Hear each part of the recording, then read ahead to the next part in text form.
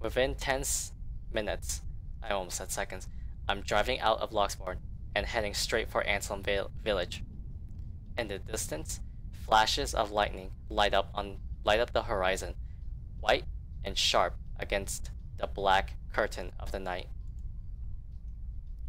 Thunder threatens with a rumble seconds later, echoing along across the sky. With one last roar, the skies open in earnest.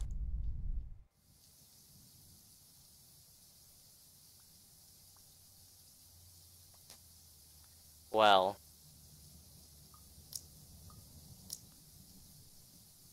it is the last day.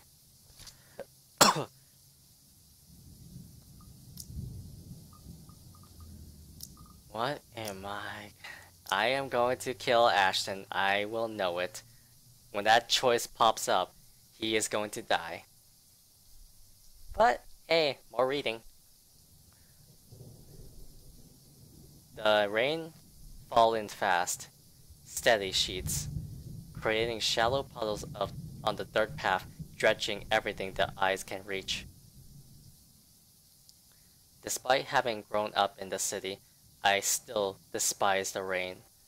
Living here doesn't mean I have to like it. Lucky me, I reached the mansion before the downpour has turned torrential. The long slog from Anselm Village by foot has already been made difficult by the light drizzle and biting winds buffeting against my body every few seconds. By the time I found cover under the trees lining the vicinity of the mansion, my shoulders are already drenched. My hair is also sticking against my skin and out in every possible direction. Thankfully, the leather, taser, and gun I brought with me has remained relatively dry. That's the most important thing. However, those are the least of my problems at the moment. Sometime after the housewarming party, scumbag Wright has suddenly grown a brain and tightened the security around the mansion. A guard is now stationed in every possible point of entry. The main entryway, the back door leading to the kitchens. Hell, it's almost a miracle no one has spotted me once I entered the property, although that's probably because I kept close to the forest. While I can always create a clever way in for myself under this dulge, it'll be difficult to do so without making much noise or leaving tracks. I don't really have the luxury either, do I? Considering how off this place feels since I stepped in the property and the mansion came into view. Every lights are off. Even with the security personnel on patrol outside, the whole house itself, it feels empty, eerie, too quiet. Normally, I'll pass it off as some kind of a power outage because of the storm. It's not a far off conclusion when this place is almost in the middle of nowhere. However, something just feels wrong. Something happened here. Or about to. It's the sole reason why I haven't done anything yet. Simply observing, watching, listening for anything. I might be pressed for time, but I'm not some careless idiot. Or yeah. Although I need a way in, desperately so. Moving without thinking will not only endanger me. With so many unknown variables and what we're dealing with, I also have to act on the assumption that someone is always in danger, especially in this place. I can't act impetuously. As much as I hate Wright, I'm not about to cause his death because of one thoughtless action. If there's a place he deserves to be at, it's in a prison. It's in a prison, not a morgue. So, when a hoarse, painful sob suddenly rings out above the loud pitter-patter of rain. Only then do I stir. A woman, perhaps a servant? Or worse, Hana right. It's coming from the forest? Just right up ahead. In fact, not too far from the house. Regardless, I give the place a quick, wary glance before following the noise. Carefully, keeping to the shadows, one cautious step after another. Louder and louder it goes as I near. Oh God! Until it abruptly turns into a loud, desperate, anguished cry. I break into a run. One nervous hand ready on the gun holstered at my hip, and the other raised for balance as I scurry across the dense understory. Dead leaves crunch under my shoes, but I pay it no mind. There's only the voice, the woman, and nothing. Abruptly, it all stops, and I am met with a sudden hush. Blank, empty, almost deafening in its stillness. Oh God. Even with my labored breathing and pounding heartbeats against my ears, behind me, another branch breaks, and Help me. Hana? Dread surges within me while I spin around and take a hard step back, ignoring the chilly pinpricks crawling at the back of my neck. But before I can even meet her eyes, the world unexpectedly pitches sideways, tilting, and tilting till the ground beneath me finally crumbles. My hands fight for purchase, only to meet air. By then, it's too late. Oh God! My foot slips further, and the rest of my body follows. Oh God. Dark spots blur the edges of my vision. Black tendrils twist and coil around my limbs. You got me by the legs again? Soft footfalls echo from the far distance, scurrying and scampering, moving in an odd rhythm with the sharp, piercing notes of her laughter. But more than that are the voices, lacing venom inside every crevice in my head. Murmurs that jeer, scoff, and deride. Over.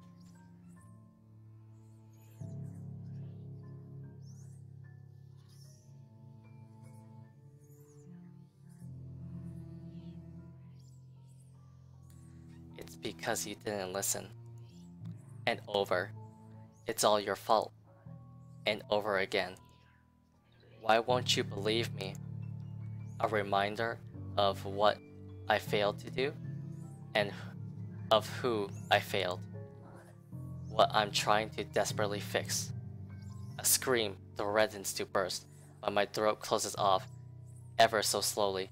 A chill seeps into every nerve in my body, washing away every sensation in me, apart from me.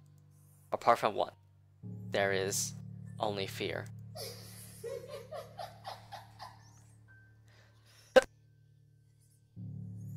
Oh, I sneezed. Once again, her laughter echoes, a sound both bitter and unforgiving. It is the last thing I hear before she reaches for me. The ground trembles. The world slows to a stop. Wait, what the? What the hell? We're in the tunnel? I did not expect this.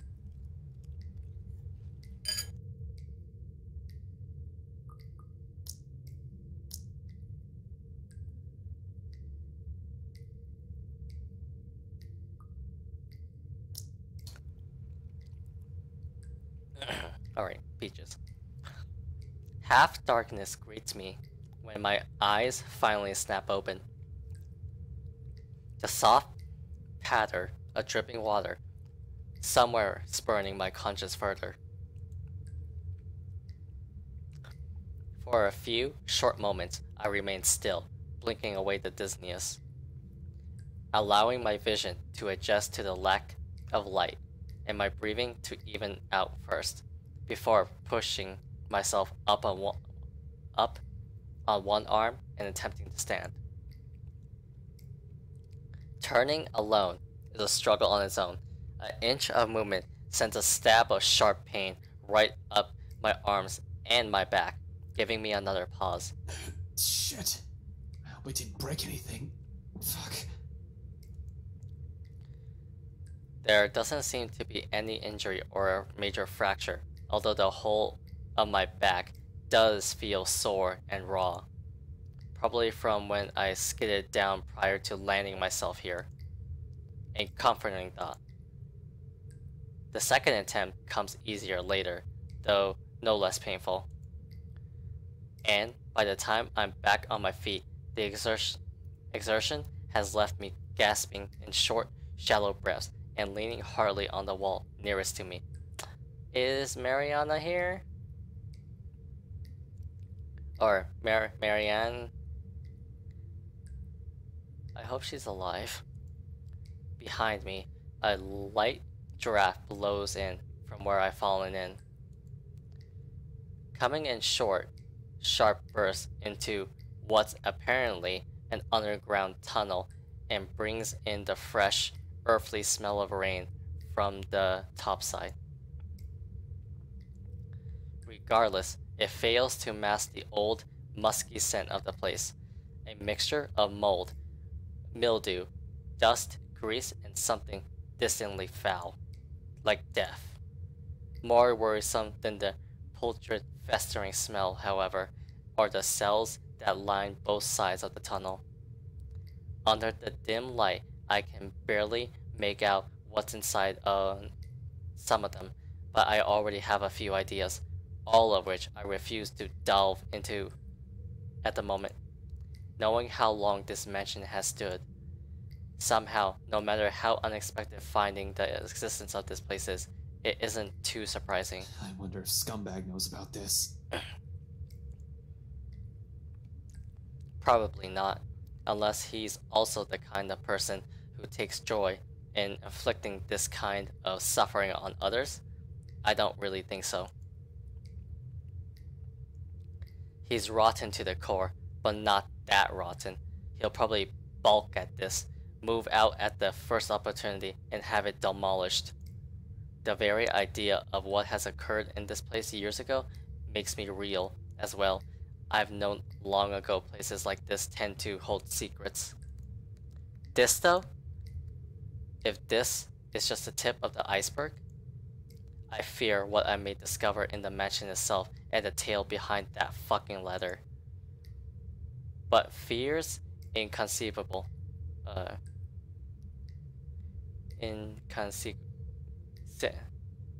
Inconsequential is why.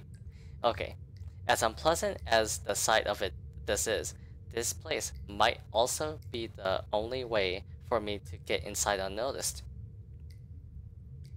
Sighing and taking one last gulp of clean air, I push away from the wall and delve deeper into the passage. Let's just hope it'll be smooth sailing from here on.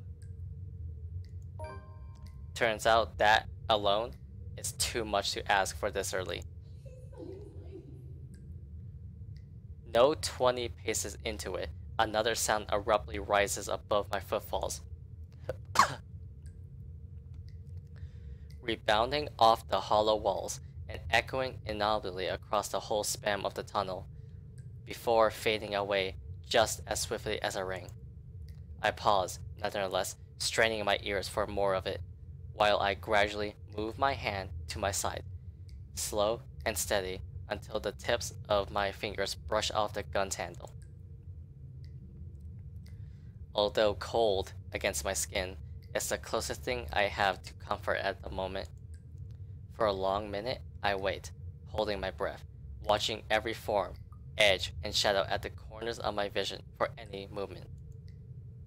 After a heartbeat and nothing, I allow the tension to ease out of me in the form of a long, slow exhale, that vertebrates around the whole passage. Who's there?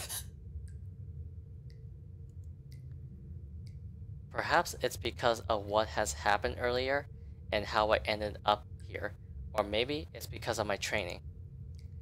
But in spite of the panic and fear in that voice, I don't immediately answer.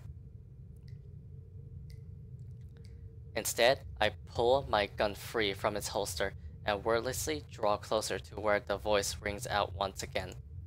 Afraid, frantic, weak. I'm asking you a question. Who's there? Hey, you're still alive. It's only after I release the safety do I answer, while continuing my approach in a careful, steady pace. I think I should be the one asking you that. Who are you? Show yourself. I can't. I'm stuck in here. Well, a ghost will definitely not be saying that, or have a conversation like this, or be stuck anywhere. And, as if to prove her point, she extends a hand from one of the cells ahead and waves. Then she pulls back, grips the iron bars, and rattles it lightly. I can't get out. Can you help? Yeah.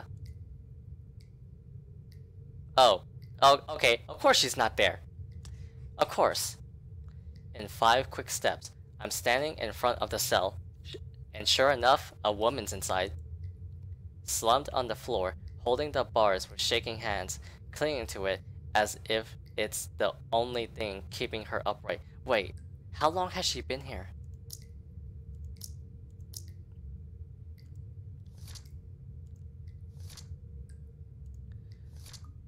Has she been here for like 3 days?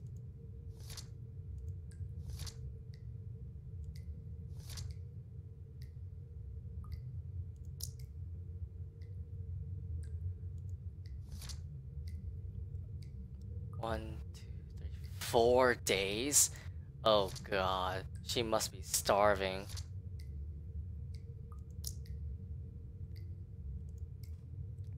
And not just any woman. You? McLaughlin? To make a laughing? The same one I met at G's 5 days ago, smashed drunk and babbling her frustration about her employers. Holmes? No, not McLaughlin. Macaulay, whatever. Marianne Macaulay, famous interior designer extraordinaire. Not so extraordinary now, with how exhausted and feeble she looks, trapped in a jail cell, of all things. Her breathing's shallow, and there's a paleness to her complexion, sunken eyes, cracked lips, dry skin, all signs pointing to starvation and dehydration. Yes, she has been stuck here for 4 days. That is cruel. Oh god. What? How long have you been stuck in here? 4 days. 3 days? Oh. 4? I don't know. I have no idea anymore. I just fell in and that woman... Whatever. Can you get me out of here? Please. In a moment. But here, go feed yourself first before you fall over. I fish out an energy bar from my pocket and hand it to her. She's lucky I always have one on my person. For sudden emergencies or extended stakeouts, a little sugar to keep me going.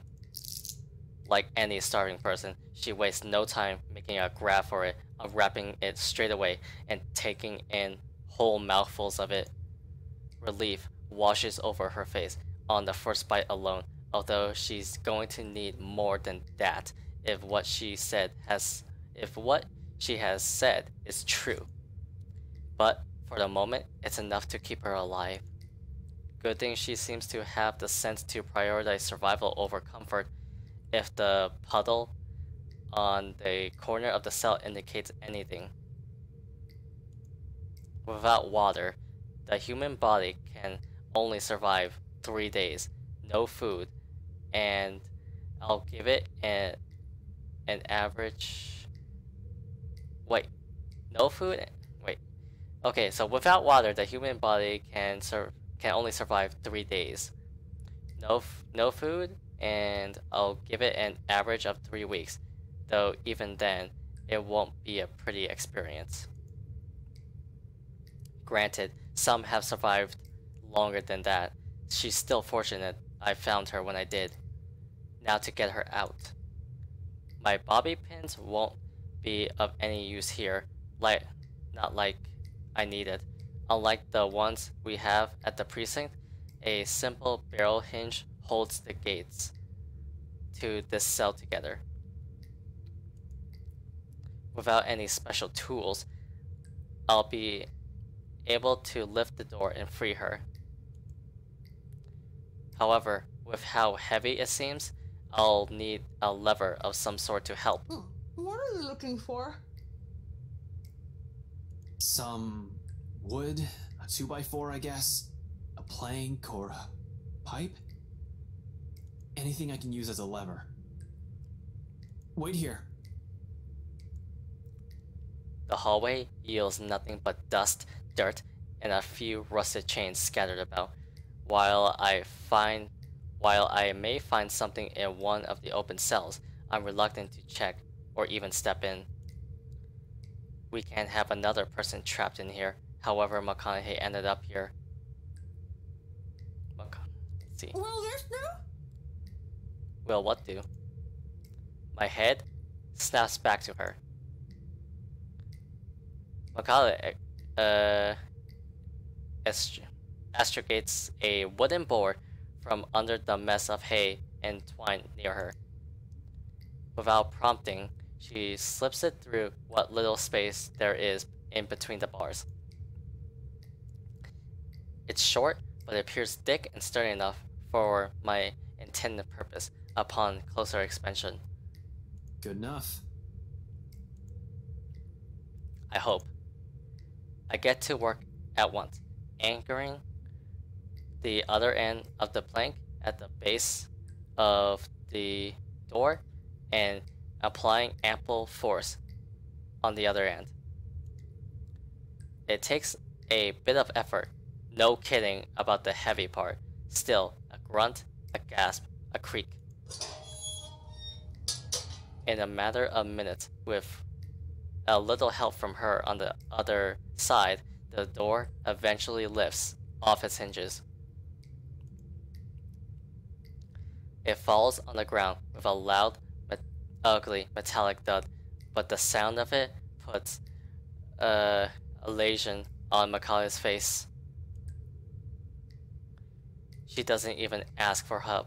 As soon as she can, she hastily crawls out of the prison she has accidentally found herself in.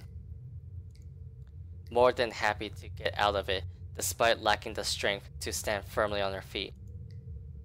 Thank you. Thank you so much. Prison break. Yep. Good. I better have sex with you next time.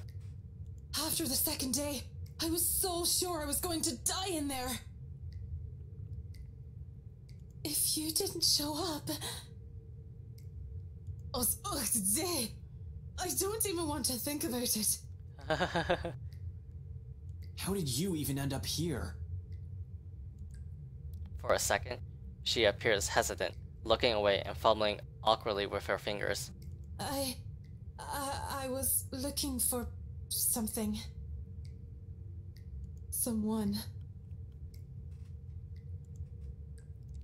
A contemplative expression flickers in her eyes, something that's close to wistful, like when a person remembers a memory she's fond of.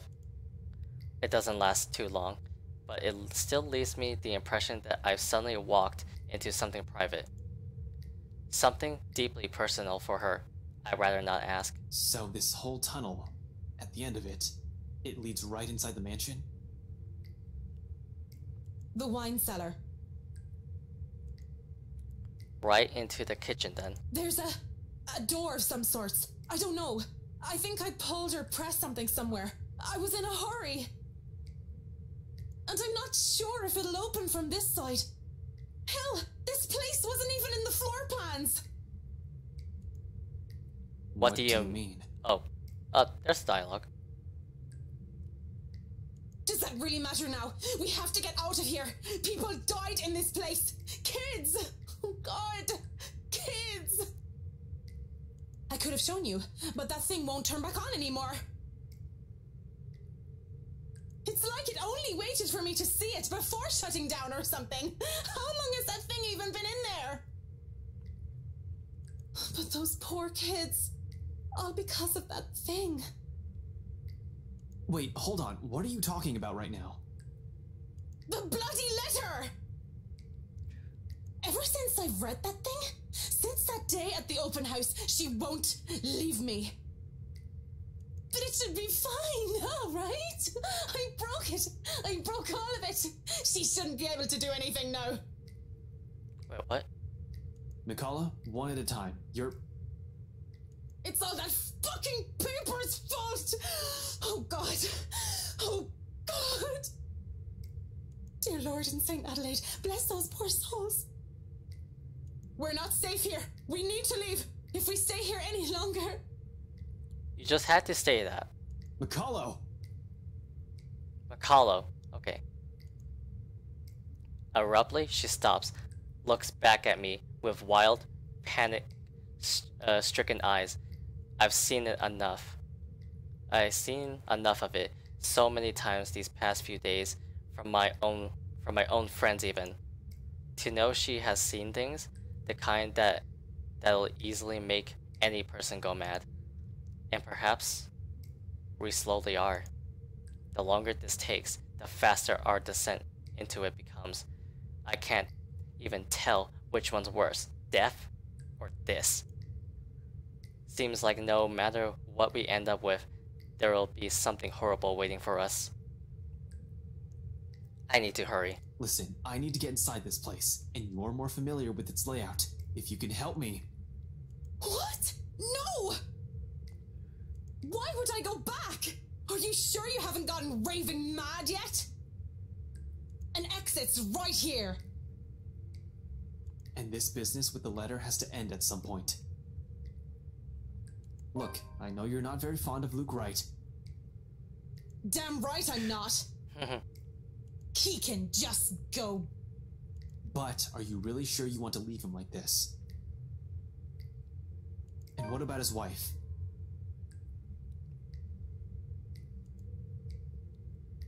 It strikes a chord. Well, what's my relationship with Luke anyway? They're both really high.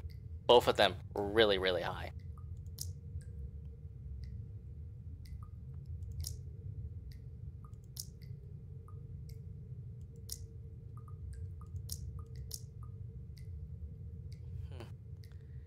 Let's see, Marianne.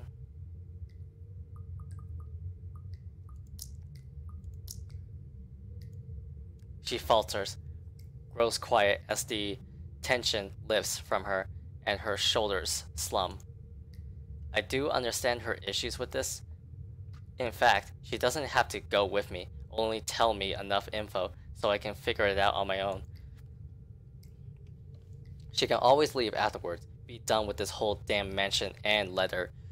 The other end of this tunnel leads right into the forest. It'll provide ample cover for her to be able to slip out of the property unnoticed.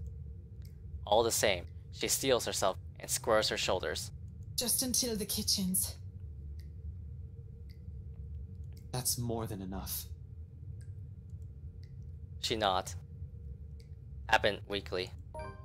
Then, without another word, she gestures for me to follow, leading me further into the passage. Occasionally, she'll stop, find perches on the wall to catch her breath, but throughout the short walk, she asks for neither a break nor assistance. I suppose that's something we have in common. Eventually, we get to a dead end. Although before I can question her on it, she begins pummeling for something on the wall. Tracing her fingers along weathered edges of the bricks with a frown on her face. It should be somewhere here, I think. What the hell are you doing? She merely holds up a hand, begging for my silence, and continues searching. Then, without warning, a few minutes later, something clicks. A portion of the wall shifts ajar to reveal a glimpse of another room. Bottles lining the walls, liquor barrels for aging. The wine cellar indeed. The ladder to the kitchen is on the far end of this room. Surreal. This all nothing but a surreal nightmare. But after everything, should this even surprise me? Ghosts, curses, hidden passages. I can't even bring myself to question the existence of this door anymore. I simply follow her to the undercroft without a single question, in spite of the number of them already swimming in my head. As a kid, I used to crave for this kind of adventure. The stuff of mystery and detective novels, daring chases, interesting cases to solve, suspects to put behind bars, justice to serve. I was blinded, I admit. Now, I simply want this to be over. We leave the door open in case there's a need for a quick exit, especially after she mentions it's only by chance she has been able to open the door last time. We can't waste time finding the switch again on the occasion something goes horribly wrong. There's bound to be, with me feeling this high-strung and tense. I'm not even sure why I thought it'll be a good idea to enlist Macaulay's help. Although she has been quite helpful so far, I can't shake off the horrible feeling something's going to happen to her if she stays with me. Even if I'm her safest bet if she wants to get out of this place alive. You really believe that, don't you? Did you say something? Macaulay pauses mid-step, turning to me, confused. I didn't. Uh-oh. You sure? I just heard... Don't you think I'll be the first person who'll know? Look, the ladder leading to the kitchen's up ahead. You might want to hurry. I just want to be done with this place. Yep, you and me both.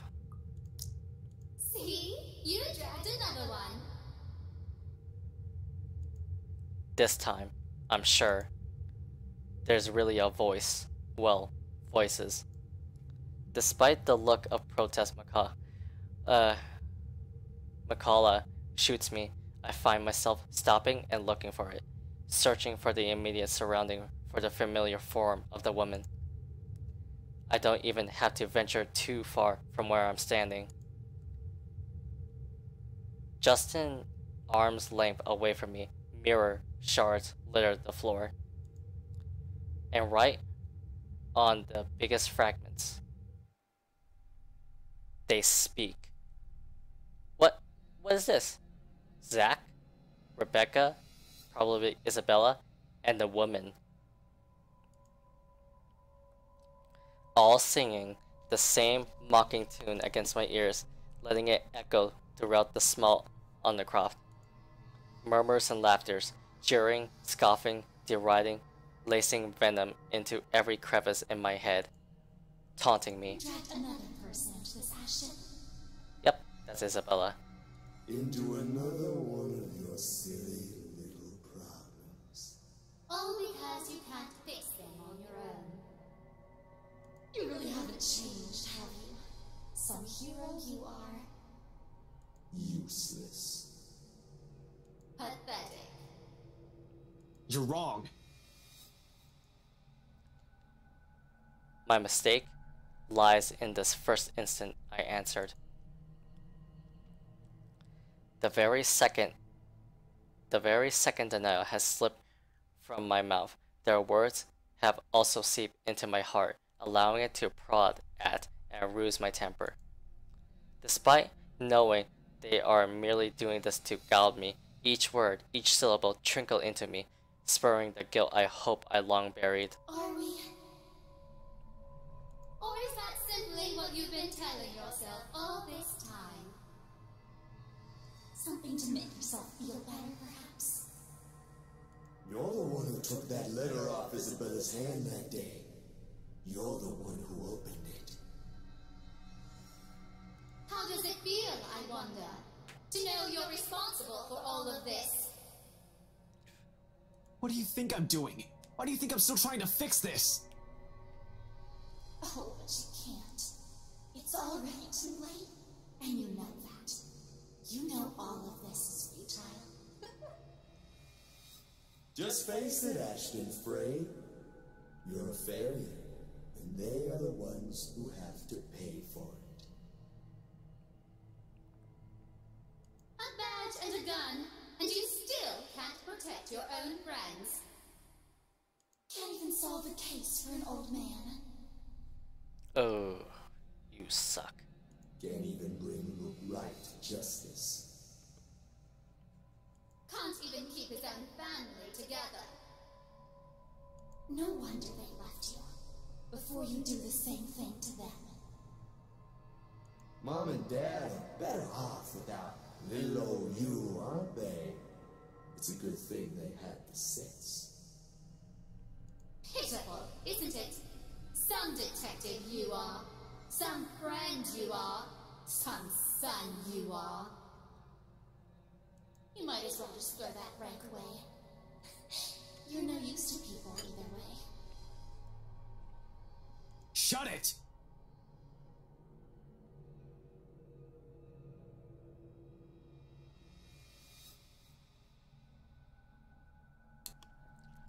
Alright, I was eating a peach. I thought there would be more. So, I hate this. I hate how this monster can easily get through me. Every weakness, every insecurity, it knows. To hear it said in my friends' voices, even more so. But what I hate above all of it is... You know it's true, though. All of it. It's why all you can do is tell us to shut up. You don't want to hear a single word, because you're already aware of it. You can't even admit it to yourself. Who's the coward now? Ooh.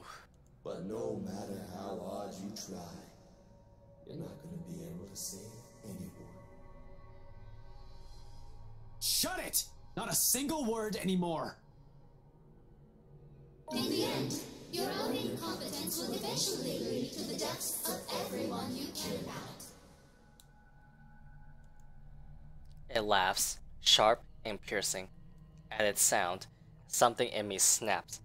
A rage hesitantly flaring, red filling my vision, and the next thing I know, I'm raising my hand and... Something grabs at my wrist, followed by a buzz as another voice breaks through the haze. Don't listen to it!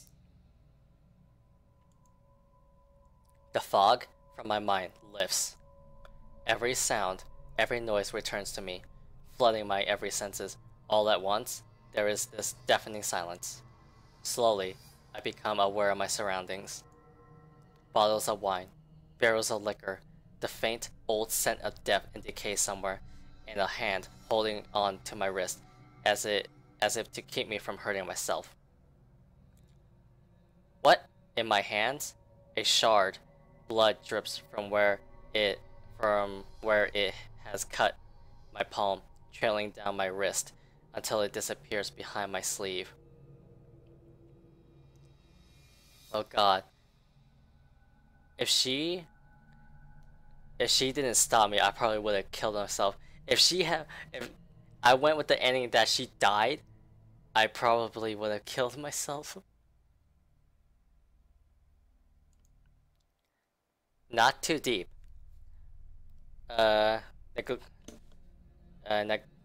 Wait, what? Negligible, even. There is a pain, however, a different kind. An ache somewhere else that stems not from the wound, but where every single word has hit. When I glance up at Makai, she merely stares at me with wide, horrified eyes. Don't listen to it! No matter what happens, don't do what it says! It's how it gets us.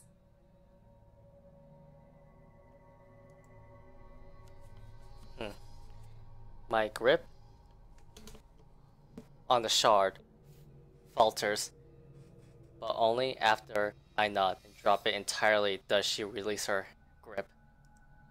Afterwards, she simply steps back and looks away, hugging her arms closer to herself. She breathes a sigh, heavy. Alright, hold on. I'll be back in a second.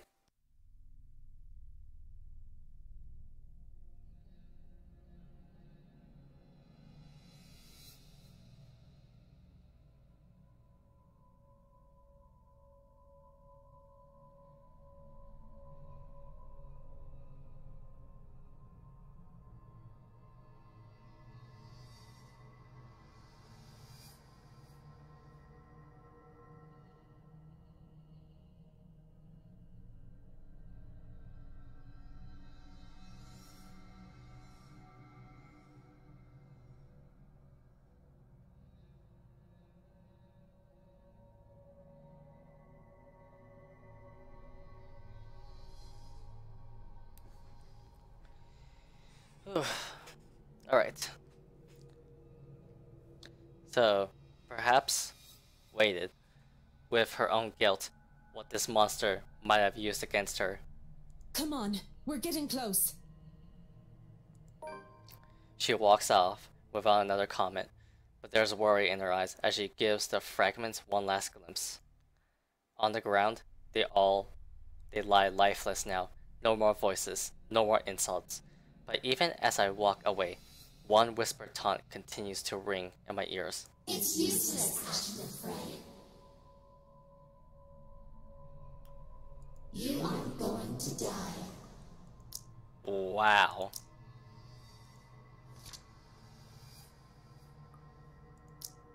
And you are going to die alone. Oh. If this were real life, I would punch you in the face, Ghosty. A fear. One that has been long kept in the darkest place in my heart. One that a part of me wishes for. What? The trapdoor swings open without much fuss. It isn't even locked. Probably left open for when Wright asks for some midnight snack. I make sure the coast is clear, of course, before I pull myself and help McConaughey up. The butler of theirs is nowhere to be seen. He's probably sleeping, attending to his master, or doing some extra late night work before turning in for the night. Meanwhile, Wright won't touch anything to do with menial chores. Not even with a 10-foot pole. It's next to impossible for him to linger here. No servants. No anyone. And just as easy as that, we're in. Gently, I close the hatch. If things go well, the same path will be our way out. If our luck doesn't hold, that's not an option now, is it? I have people waiting for me.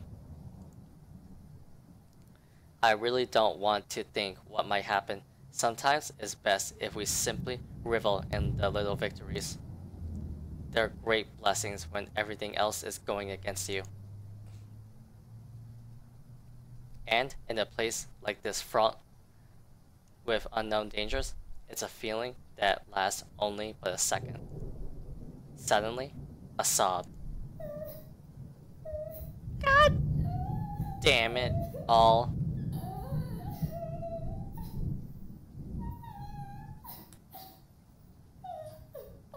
ringing out from some distant part of the house, echoing through its empty halls. Beside me, slumped on the ground, pale and breathing heavy, Macaulay immediately tenses. Her eyes goes wide, and she grips the side of the counter with a force that might be enough to crack it if only she has the strength. As it is, she can barely stand. She hasn't fully recovered. Makes sense of the 3 or more days without proper food or water. And it's this weakness that puts the fear in her eyes. She's aware. If something happens, if there's a need to run, she won't be able to. She's a liability at this point. Holmes, I really don't think going any further is a good idea. Look at this place. Everything seems fine. Nothing's off. Maybe we should just go? I really don't like the sound of that. You really don't have to come with me. Just until the kitchen, yeah? We're already here. You've done your part. From here on, I'm going on my own. Yes, I said that, but... Can you even stand? She doesn't answer. You'll only be putting yourself in more danger if you follow after me. You have an easy way out of here. Stay here. Once you're okay, I need you to get yourself out of this place. What? I'm not going to leave you. Well, I'm not taking you with me either, lady. So it's here or out there. You really are mad, aren't you? Probably all will be, if no one fixes this little curse problem we have.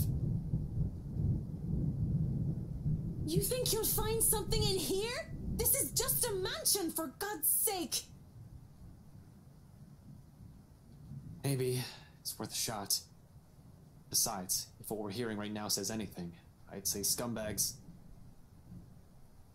Who? Right. He might be knee-deep in trouble and he has no idea about it.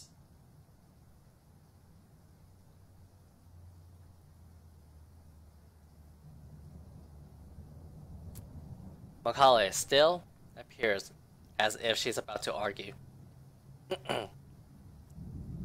So, instead of more words, I unholster my taser and hand it to her.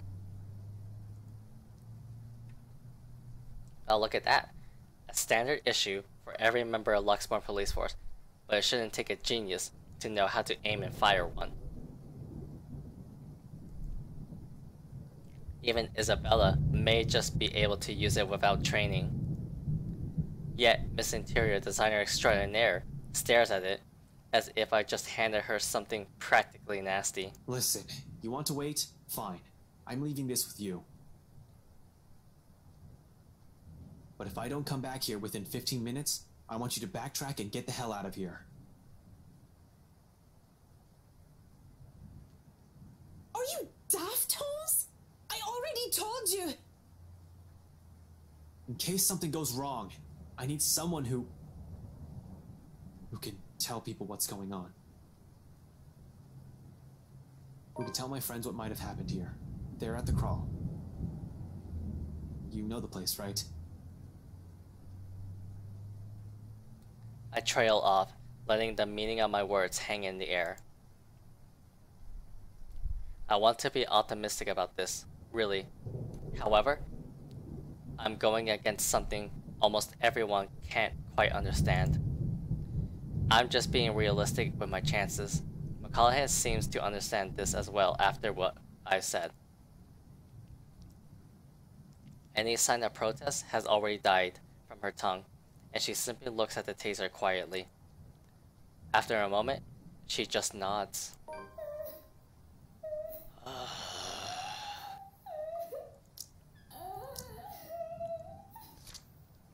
I'm gonna find you, and I'm gonna kill you. But I'd rather hear this. I honestly rather hear this than hear a baby wail in a restaurant. Like, for fuck's sakes, I wanted to punch that kid. He was really loud. But Anyway, beyond the walls of this room, the cries continue to grow louder, and I take it as a sign to leave. Without another word, I slip out of the door. Like a siren call, her voice beckons. Finding out who that is seems a good place to start as any.